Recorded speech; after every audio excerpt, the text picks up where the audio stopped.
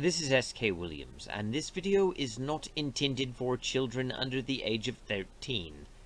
I repeat, this video is not intended for children under the age of 13. One last time, this video is not intended for children under 13. It was made as a commentary on an entertainment property, but it is not intended for children under 13.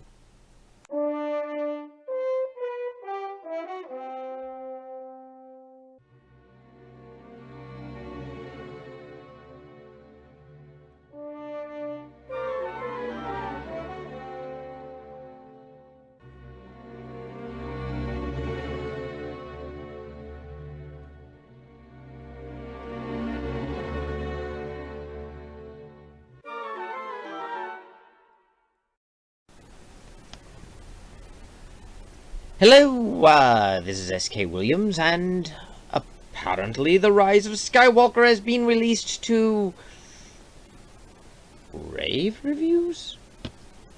Actually, most of the reviewers seem not to like it. Which is strange, because the media reviewers have traditionally been in favor of Disney Star Wars. Of course, predictably, the audiences were less than thrilled by it. It seems that the audience was unimpressed by The Rise of Skywalker. Indeed, rather than a rise, it looks like it may have been a fall. Disney has been mishandling Star Wars since it acquired the property back in 2012. If Bob Iger could go back to his younger days, his days just after purchasing this property, I'm very certain he would have charted a different course. The Mandalorian, though, has been a surprising hit, and people seem to genuinely like it. At the time of this recording, I have not seen The Rise of Skywalker, and I haven't seen The Mandalorian.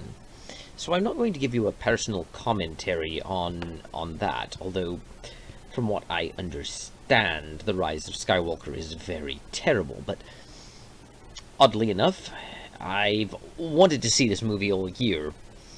In fact, I've wanted to see it since I stopped being mad about The Last Jedi, because I want to see just how much of a train wreck this is, and the production troubles made me even more curious, and now that I've heard what's in the film, because I've heard all the spoilers, I am very interested in seeing this film, because I enjoy a good schlock film, and I enjoy a good time ripping them apart.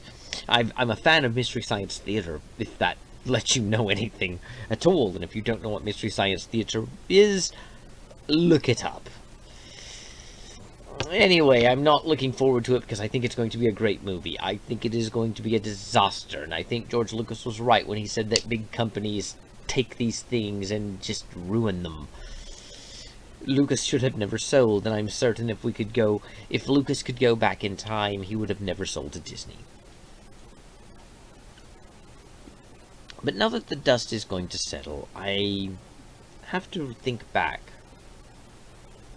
I was one of the few that was not impressed by The Force Awakens. I didn't hate it, but I wasn't impressed by it.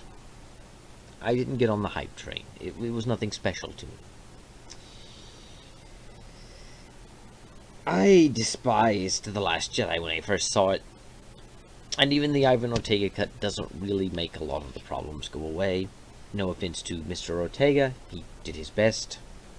And it is an improvement. Check out Ivan Ortega's. I recommend watching Ivan Ortega's fan edit as a precursor to The Rise of Skywalker, rather than watching the official version of The Last Jedi. His version is better. It still has its flaws, but it's better. But it seems Disney really didn't think very highly of Star Wars. All they saw was a brand, and they thought people loved it because of the stuff. They loved the X-Wings. They loved the lightsabers. They loved the stormtroopers. They loved the Jedi, the Sith, the Force. But they forgot that people really fell in love with a story. If Star Wars had had a crap story back in 1977, no one would have cared about the X-Wings. Some people may have thought they looked cool, but they would be forgotten by now. What made Star Wars last was its story, and Disney never focused on the story. Disney always seemed to focus on simply cranking them out so they can sell more products. More toys, more t-shirts, more coffee mugs, more whatever. Kathleen Kennedy used it as a platform for her politics because she didn't think it mattered. There was no enforcement of any sort of overall plan. I understand Abrams did outline the course of a story, but Johnson simply went his own way. And after fan backlash, there was a complete lack of professionalism, with the people running the studios insulting those who did not like the movie. Which, of course, made reactions worse. In fact, I think that even if The Rise of Skywalker had been the greatest film in cinema history, many people would have hated it simply because they wished to hate it. Rather like militant atheists and the Bible. They're looking for problems at this point. Once you call them man-babies, once you've insulted them by calling them sexist and racist, and basically depicting them as bigoted monsters, and not taking their criticisms seriously, you've alienated them. Many will still watch the film, but they're going to be critical of it, and they're not going to watch it 3 or 4 times. Let's not kid ourselves. So where does this leave Star Wars? Like I said, I haven't seen the Rise of Skywalker yet. I've seen The Last Jedi, but I haven't seen The Rise of Skywalker. So I'm not going to review the film or its relative merits and qualities. What I'm instead going to do is look at how people are responding to it, and wondering where Disney can go with the property. Of course, the future is notoriously difficult to predict. Unexpected things happen all the time. But as a general rule of thumb, short-term predictions are more likely than long-term predictions to be accurate, especially if you know what you're doing. And the thing is, so long as Kathleen Kennedy is head of Lucasfilm, Star Wars doesn't have much of a future. That isn't an indictment on her work, although I do agree that she should be replaced because I don't think she's good at handling Star Wars. But I'm setting aside my opinion. She has become the face of Lucasfilm, but also the face of all that people are complaining about in Star Wars. The face of what is wrong with Star Wars. Even if she were actually good and competent and great at managing Star Wars and it's just misunderstood, it doesn't matter. People associate her with bad Star Wars. As long as she is head of Lucasfilm, the rabid fanbase will be angry. What's more, her production style, whether you like it or not, will remain largely intact. Kathleen Kennedy seems rather resilient when it comes to backing her desired end results, and it seems that while she will respond to emergencies like the decline of Star Wars, and she may be reined in by those who are superior to her in the company, like Bob Iger, she will not admit to herself, or at least this is what it seems like, that perhaps the problem lie with her and the decisions she has made in inserting her own political and social spin onto the stories, or what kind of stories she has told. I do believe that she is trying to moderate herself, but she is still Kathleen Kennedy. She gets final say on what is made. She has largely ignored The Mandalorian while working on the feature films, but she may turn her attention to it since it is successful and try and insert her, well, for want of a better term, her dogma onto it. I don't know. Maybe she'll leave it alone because it is successful and you don't want to tamper with something that's working. But she might. But what I do know is that it doesn't matter. She's, I believe, 68, 69? She will be retiring soon. Whether it is a corporate mandated retirement, or rather she simply decides to step aside, either because she realizes the backlash is largely her fault and this would give her an out that would allow her to save face, or because she genuinely simply wishes to retire, I don't know, but she could step aside and probably will within 5 years or less. But so long as she is there, we shouldn't expect more of the same. If for no other reason than corporate will interfere, but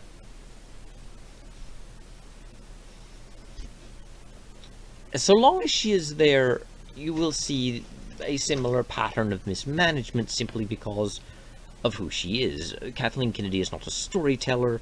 She is a businesswoman who is also politically motivated to distribute her message.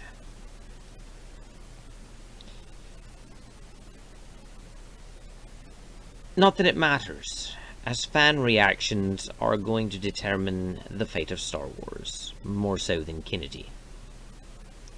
The reason I'm talking about her is because while she is there, people will not believe Star Wars will get better. And the fact that this movie is not well received amongst the Star Wars fans means that they will be looking at her even harder, if that was possible. Kathleen Kennedy is the face of the sequel trilogy and all that people are complaining about in Star Wars now. The only way to save her reputation, the only way to right the ship and get people back on board while she was still president and while the company is still somewhat interested in promoting its agenda, even if it's doing so in a slightly more low-key fashion, was that if The Rise of Skywalker actually satisfied the fans. And it doesn't seem it did. And this time they've even lost the critics. Star Wars is a damaged brand now. People don't associate it with something special. They don't even associate it with good or a sure hit or quality entertainment. And given the responses I'm seeing from Rise of Skywalker, how people are mocking it for being stupid, for being ridiculous, for having a horrid ending, an ending that neither made people who were fans of the Reylo ship, where Reylo and Kylo could run off together, nor making the people who hated the Reylo stuff happy. This film did not work. And corporate will take notice. Kennedy herself will take notice and take steps to make a corrective if she has any remaining power. For all I know, she is an in-name only president at this point. But what do I think will happen? Here's what I think will happen. It's tentative. A lot of moving parts are happening right now, but I do think that what we've been hearing about them taking a break and going on hiatus will be true. I believe we will see fewer, and perhaps no, Star Wars films on the big screen. And not hear of any projects for at least 5 years. The Mandalorian will continue because it is successful. Disney will continue to print comics and novels, maybe video games. But they're going to be lower key, and they're going to avoid references to the sequel trilogy. What they're going to do is focus more on the original trilogy era, or maybe different periods between the original and sequel, or before the prequel era. There'll be novels, of course, and comics set during the sequel era or shortly after the sequel's end. But for the most part, they're going to stick to the past.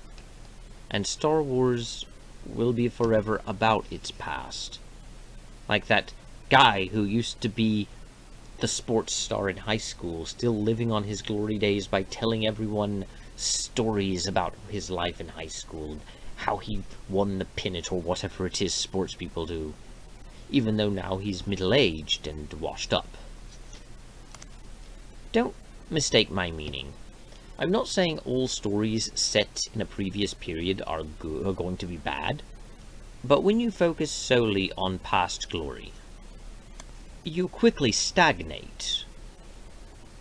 The one good thing that came out of The Last Jedi, and the one thing I can agree fully with Rian Johnson on, is that Star Wars needed to innovate and come up with something new.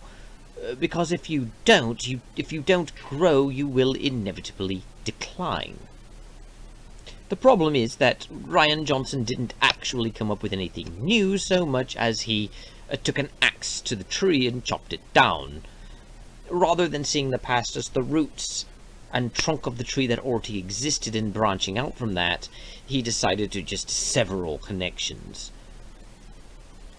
Plus, let's face reality, nothing that Johnson did was particularly new, even though he said it was.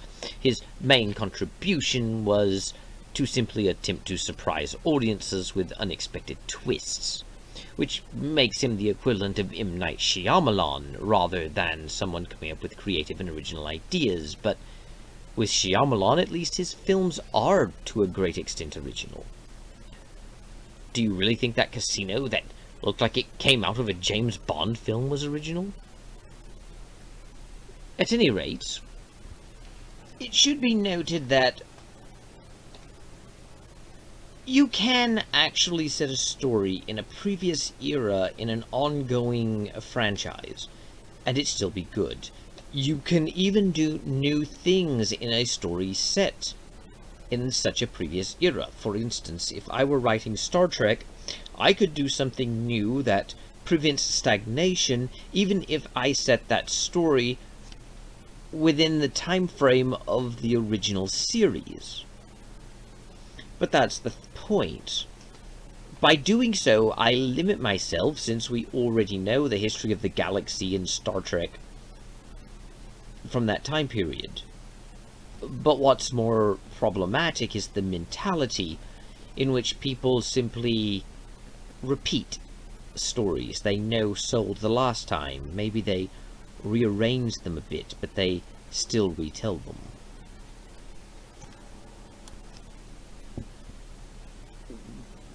The same problem can actually exist even if you go forward, though. Even if Disney were to proceed with the Star Wars timeline after the sequel trilogy, they can still simply recycle old themes and ideas without doing anything new, which is one of the problems the sequel trilogy itself has. They don't try to move the story along. It's always going to be the Sith versus the Jedi. One of the things I could appreciate about The Force Awakens is that it did introduce a new strain of Force user. They were on the dark side, and they were represented by Snoke, but they weren't Sith, and they seemed to be different than the Sith in many ways. Only, apparently, The Rise of Skywalker ruins this by making Snoke a creation of Palpatine, and effectively a puppet controlled by him, so I guess Snoke was a Sith Lord. And it really proves how cyclical this is. Under Disney, the Sith are just bad Force users. They are just on the dark side and evil, and it plays into that very bad fan mentality of thinking of everyone as a Sith. For years now, people have referred to Kylo Ren as a Sith Lord, even though he wasn't supposed to be, and though I guess since he was trained by Palpatine, you can call Kylo Ren a Sith Lord. Which brings up a problem that... what are you going to do now?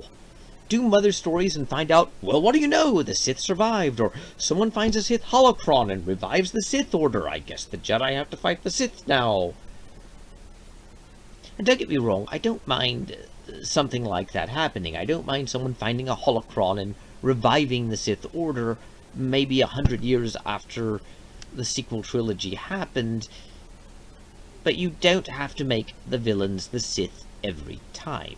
You don't even have to make them Force users every time, as the Thrawn trilogy back in the 90s proved.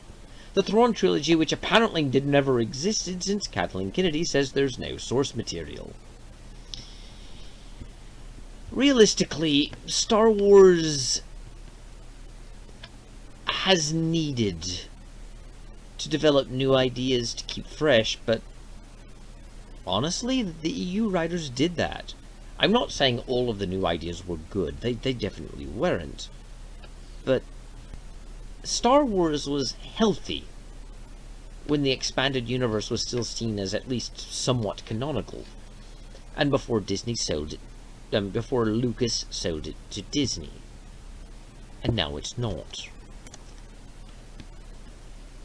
And right now, Disney is panicking because they realize Star Wars is declining. And because they're panicking, they are retreating back into what they know sells. So now you have a situation in which people who don't genuinely understand the story aspect of Star Wars, or the mythological aspects of Star Wars, or what made Star Wars effective, are trying to maintain the brand by simply giving us the superficial, surface-level Star Wars stuff. X-Wings, TIE Fighters, Stormtroopers, Jedi fighting Sith, lightsabers, the Force. But what they're not doing is telling an interesting story or building upon the themes, and I genuinely don't think they understand them. And I think that, at least for the short term, Star Wars will be run by people who are simply scrambling to try and patch it all back together and win audiences back, and they will do so mainly by showing us Star Wars stuff. But there is a new hope.